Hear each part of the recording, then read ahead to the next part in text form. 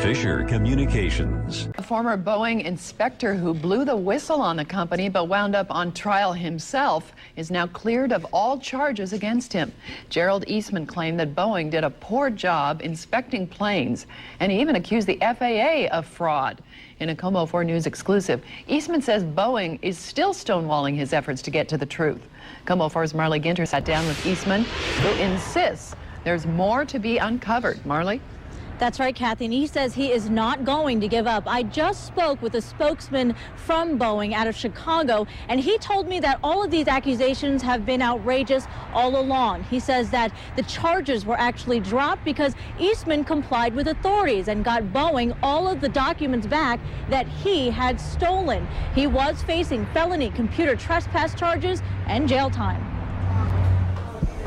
Oh, Boeing is a fantastic company, but their management is for the most part corrupt. Gerald Eastman told me he put himself and his family on the front line for the sake of national security. It cost him his job and put him on trial facing prison time. Boeing had accused the former inspector of leaking sensitive company information. The first trial ended in a hung jury nearly a year ago, so Boeing pushed for a second shot.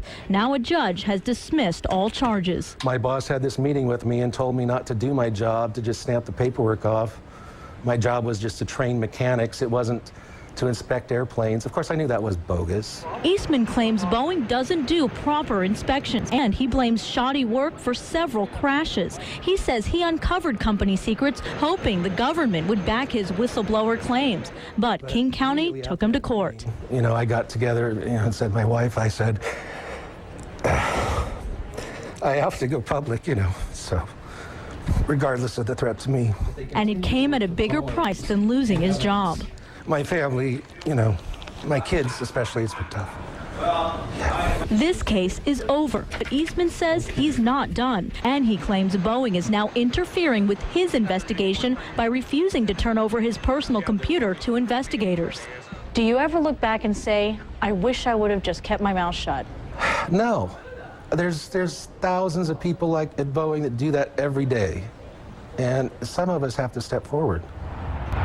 And we were there when Eastman asked a judge today to now hold Boeing accountable for not giving his personal computer over to authorities. The judge says that would have to come up in another hearing. Meantime, Boeing says it's just happy this case is over.